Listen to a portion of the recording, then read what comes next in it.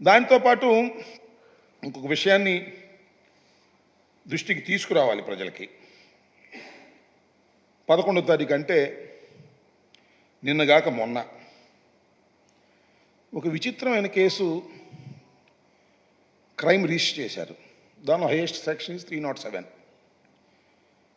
చాలా చిత్రమైన కేసు. ఈ కేసులో ముద్దాయిలు ఎవరంటే సాక్షాత్తు మాజీ ముఖ్యమంత్రి జగన్మోహన్ రెడ్డి గారు, 2 IPS ఆఫీసర్సు, ప్రభుత్వంలో పనిచేసిన వాళ్ళు. జగన్మోహన్ రెడ్డి గారి ప్రభుత్వంలో కాదు పనిచేసిన వీళ్ళు, చంద్రబాబు నాయుడు గారి ప్రభుత్వంలో కూడా పనిచేశారు, రాజశేఖర రెడ్డి గారి ప్రభుత్వంలో పనిచేశారు, అంతకుముందు ప్రభుత్వంలో కూడా పనిచేశారు. దానిలో సునీల్ కుమార్ గారు మేము రాగానే వచ్చిన అతను కాదు, IPS మేమేలా, Indian police service. Jaganmohan Reddy garu ఇవాళ IPS, అంతకుముందు కూడా పనిచేశాడు చంద్రబాబు నాయుడు గారి ప్రభుత్వంలో కూడా ఆఫీసర్. అలాగే PSR ఆంజనేయులు గారు రాజశేఖర్ గారు టైంలో పనిచేశారు. చంద్రబాబు నాయుడు గారి టైంలో నాకు బాగా గుర్తు, కమిషనర్ ఆఫ్ విజయవాడ.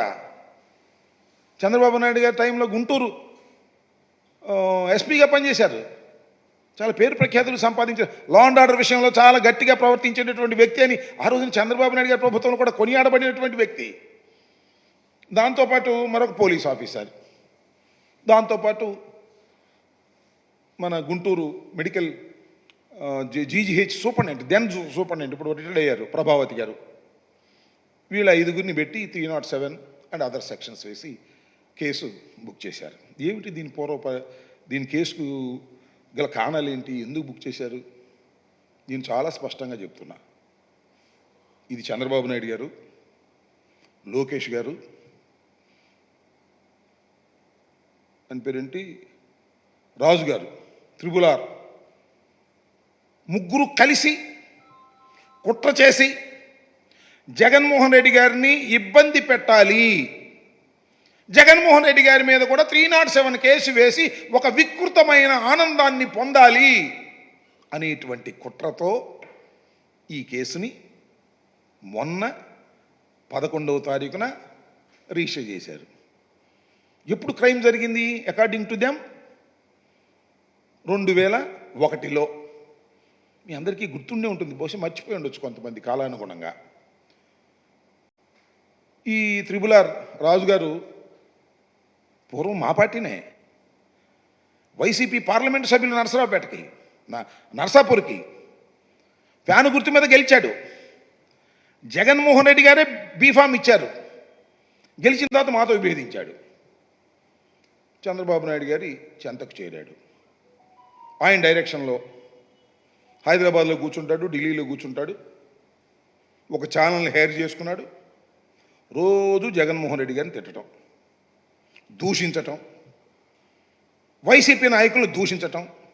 ఏ స్థాయిలో దూషించాడంటే వాడు వీడు వెధవ సన్నాసి, ఈ రకంగా రోజు రెచ్చగొట్టే కార్యక్రమాలే, భయంకరంగా రెచ్చగొట్టే కార్యక్రమాలు, సంఘ విద్రోహ శక్తుల్ని రెచ్చగొట్టే ప్రయత్నాలు చూసిన తర్వాత అకార్డింగ్ టు లా, చట్ట ప్రకారం ఆయన మీద కేసు రిజిస్టర్ చేశారు.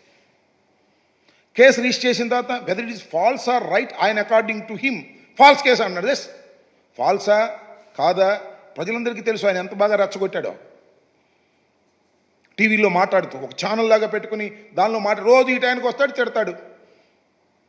అప్పుడు దెన్ సీఎం గౌరవనీయులైనటువంటి జగన్మోహన్ రెడ్డి గారిని విచ్చలవిడిగా మాట్లాడు. పొట్టోడు అంటాడు, అది అంటాడు, ఇది అంటాడు, దొంగ అంటాడు, ఇది అంటాడు, ఇష్టం వచ్చినట్టు మాట్లాడాడు.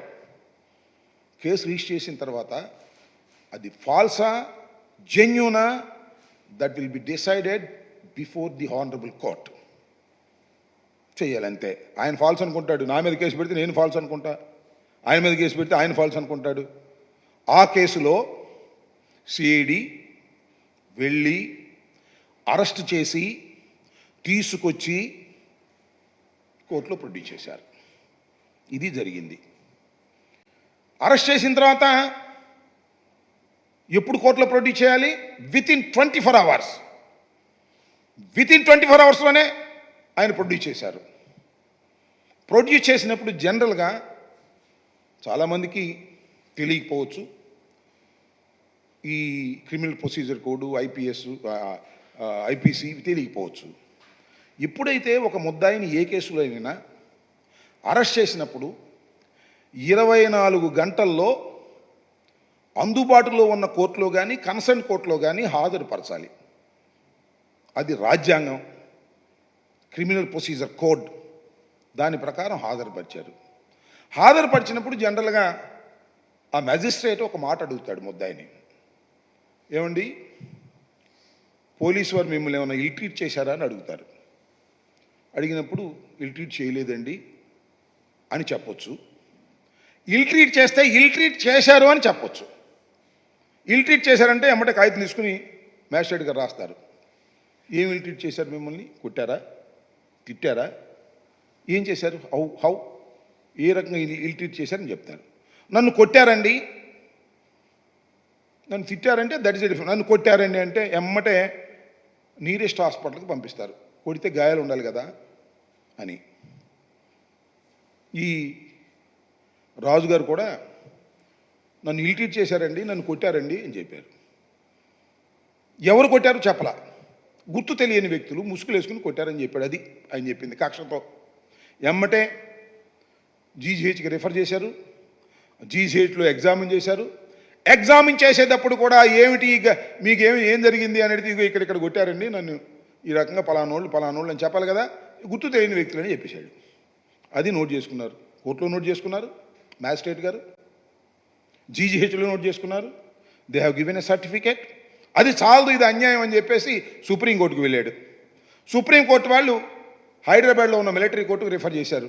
అక్కడికి వెళ్ళాడు, అక్కడ కూడా సర్టిఫికేట్ తీసుకున్నాడు. తర్వాత ఆయనకి బెయిల్ వచ్చింది. ఇది జరిగినటువంటి అంశం. ఇది జరిగిన నెల అవుతుంది, 3 years అవుతుంది. 3 yearsలో అప్పుడు ఆ తర్వాత చాలా there are so many options. నువ్వు ప్రైవేట్ కంప్లైంట్ వేసుకోవచ్చు, ఓకే, నీకు అన్యాయం జరిగింది అనుకుంటే ప్రైవేట్ కంప్లైంట్ వేసుకునే ప్రొవిజన్ సిఆర్పిసిలో ఉంది. నువ్వు ప్రైవేట్ కంప్లైంట్ వేసుకోవచ్చు, విభిన్న ఫామ్స్లో నువ్వు ఫైట్ చేయొచ్చు. అవేం చేయలే. ఇప్పుడు దాకా కాముగా ఉన్నాడు. గవర్నమెంట్ వచ్చింది, జగన్మోహన్ రెడ్డి గారు ముఖ్యమంత్రిగా దిగిపోయారు, చంద్రబాబు నాయుడు గారు ముఖ్యమంత్రిగా అయ్యారు. మళ్ళా ఈయన ఉండి శాసనసభ్యుడిగా తెలుగుదేశం పార్టీని గెలిచాడు. కక్ష సాధింపు. ఏం చేయాలి ఇప్పుడు? జగన్మోహన్ రెడ్డి గారిని ఏదో ఒక విధంగా కేసులో ఇరికించి ఆయన మీద కక్ష సాధింపు చర్యలు చేయాలనేటువంటి ఉద్దేశంతో పోయిన మాసం 11వ తారీఖున పంపించాడు ఒక మెయిల్. ఇవాళ నేను చూశాను, ఆయన మళ్ళా మాట్లాడుతున్నాడు. నిన్న సుధాకర్ రెడ్డి గారు ఇక్కడే ప్రెస్ మీట్ పెట్టి చెప్పారు, 11వ తారీఖున కంప్లైంట్ ఇచ్చి మెయిల్లో గుంటూరు ఎస్పీకి పంపిస్తే 10వ తారీఖునే లీగల్ ఒపీనియన్కి పంపించినట్టు రాసుకున్నారు. ఫ్యాబ్రికేటెడ్. ఆయన 11వ తారీఖు మెయిల్లో పంపించాడు, 10వ తారీఖునే వీళ్ళు రిఫర్ చేశారు. ఏంటిది అంటే ఒక ప్లాట్, ఒక ప్రీ ప్లాన్డ్గా చంద్రబాబు నాయుడు గారు లోకేష్ గారు చెప్పడం, ముందే పంపించడం, టకటక పంపించేటటువంటి కార్యక్రమం చేయటం. నేను 11వ తారీఖు, నేను 10వ తారీఖుని పంపించాను, పొరపాటున 11వ తారీఖు అని మా అసిస్టెంటు దాని మీద నెంబర్ వేశాడు అని ఇందాక ఎక్కడో ప్రెస్ మీట్లో చెప్తున్నాడు. మెయిల్లో ఉంటుంది కదా ఎప్పుడు రిసీవ్ అయింది, 11వ తారీఖునే రిసీవ్ అయినట్టుగా మెయిల్లో చాలా స్పష్టంగా ఉంటుంది. ఏమైనా జామ్ అయిపోయిందా? 10వ తారీఖుని పంపిస్తే నువ్వు మెయిల్ దొరికిపోయావు. నువ్వు దొరకడం కాదు బాబు, పోలీస్ ఆఫీసర్లు కూడా దొరికిపోయారు. 10వ తారీఖున నువ్వు 11వ తారీఖును పంపిస్తే ముందుగానే లీగల్ ఒపీనియన్కి పంపించి అసిస్టెంట్ డైరెక్టర్ ఆఫ్ ప్రాసిక్యూషన్ పంపించి ఇమీడియట్గా తెప్పించుకున్నావు లీగల్ ఒపీనియన్. ఇదిగో పలానా 307 పలానా సెక్షన్ వేసి ఇది కేసు కట్టేయచ్చు అని ఆయన పంపించాడు. మరి నువ్వు నెల దాకా ఎందుకు అయ్యావు? 11వ తారీఖుని ఎందుకు రిజిస్టర్ చేశారు పోలీసు అధికారులు? నేను అడుగుతా ఉన్నా, పోలీసు అధికారులను అడుగుతా ఉన్నా, ఆ కన్సర్న్ ఆఫీసర్స్ని ఎందుకు 1 month డిలే చేశారు? ఎఫ్ఐఆర్ మీకు చేరిన తర్వాత 1 month ఎందుకు డిలే చేశారు? ఎందుకు చేశారో మాకు తెలుసు. మాట్లాడుకున్నారు, జగన్ గారి మీద కేసు పెడదామా, రాంబాబు గారి మీద కేసు పెడదామా, ఎవరి మీద కేసు పెడదాం అని లోకేష్ గారు, చంద్రబాబు నాయుడు గారు, రాజు గారు 1, 2 సార్లు 3, 4 సార్లు ఆలోచించుకున్నారు. పైనుంచి కింద దాకా యంత్రాంగాన్ని సమాయత్తం చేసుకున్నారు. 11వ తారీఖుని కేసు రిజిస్టర్ చేశారు. ఏమిటి అన్యాయం అని అడుగుతా ఉన్నా. ఇది రెడ్ బుక్ అమలు చేయటమా లేక లా అండ్ ఆర్డర్ను కాపాడటమా ఒక్కసారి ఆలోచించవలసిందిగా నేను ఈ సందర్భంగా రాష్ట్ర ప్రజానీకాన్ని కోరుతున్నా.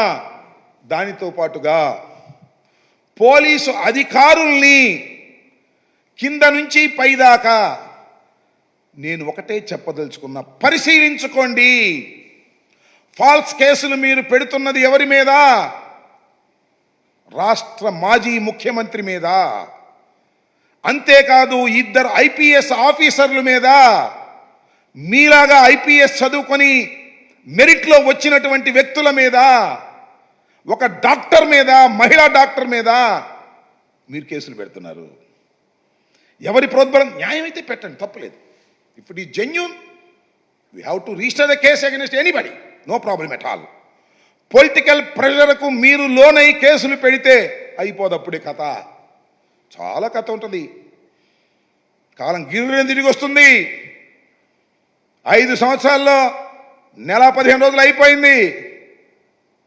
మళ్ళా కాలం గిర్రె తిరిగి వచ్చేటటువంటి పరిస్థితి ఉంటుందనే విషయాన్ని మర్చిపోతున్నారు. గుర్తుపెట్టుకోమని మనం చేస్తున్న ఫాల్స్ కేస్ 3 సంవత్సరాల క్రితం జరిగినటువంటి వ్యవహారాన్ని అంతవరకు ఏమి లీగల్ ఫైట్ లేకోకుండా, కేసు పెట్టుకోకుండా, ప్రైవేట్ కేసు పెట్టుకోకుండా, ప్రభుత్వం వచ్చిన తర్వాత ఆయన మళ్ళా ఎమ్మెల్యే అయిన తర్వాత, అధికార పార్టీ ఎమ్మెల్యే అయిన తర్వాత చంద్రబాబు నాయుడు గారి ఆశీస్సులతో లోకేష్ యొక్క సారథ్యంలో మీరు ముఖ్యమంత్రి గారి మీద, మాజీ ముఖ్యమంత్రి గారి మీద, ఇద్దరు ఐపీఎస్ ఆఫీసర్ల మీద, ఒక డాక్టర్ మీద, ఒక పోలీస్ అధికారి మీద మీరు కేసులు పెడితే ఈ పాపం ఊరికే పోదు. ఇదే కబలించి వేస్తుంది. గుర్తుపెట్టుకోమని మనం చేస్తున్నా. రాష్ట్రంలో ఉన్నటువంటి న్యాయ కోవిదులు, రాష్ట్రంలో ఉన్నటువంటి ప్రజానీకం, మేధావులు దీని మీద చర్చించవలసినటువంటి అవసరం ఉన్నది. ఇలాంటి ఫాల్స్ కేసెస్ మీరు పెడుతున్నప్పుడు దీన్ని చర్చ జరగవలసినటువంటి అవసరం ఉంది. న్యాయవాదులందరూ కూడా దీన్ని ఆలోచించండి. ఇలా అయితే అన్ని కేసులు పెట్టచ్చు. ఎప్పుడో 10 సంవత్సరాల క్రితం జరిగింది కూడా ఇవాళ కోర్టు చేసి పెట్టేసి లోపలేసేయచ్చు. ఆలోచించవలసిందిగా ఈ సందర్భంగా నేను కోరుతూ, ఇలాంటి పిచ్చి చేష్టలు చేయటం వల్ల మీకు ఏ విధమైన లాభము లేకపోగా తీవ్రమైన నష్టాన్ని ఈ ప్రభుత్వం ఎదుర్కోబోతుంది రాబోయే కాలంలో. ఇళ్ళలకు కానీ సంబరం కాదని కూడా ఈ సందర్భంగానే చెప్తున్నా. ఏదో అధికారంలోకి వచ్చారు మీరు, మాకు కేవలం 11 మాత్రమే వచ్చాయి. అందువల్ల మీరు ఈ విధంగా రెచ్చిపోయింత దారుణంగా ప్రవర్తిస్తే ప్రజలు సహించరని కూడా ఈ సందర్భంగా నేను మీ ద్వారా చెప్పదలుచుకున్న, పోలీసు అధికారులు కూడా చెప్పదలుచుకున్నాను.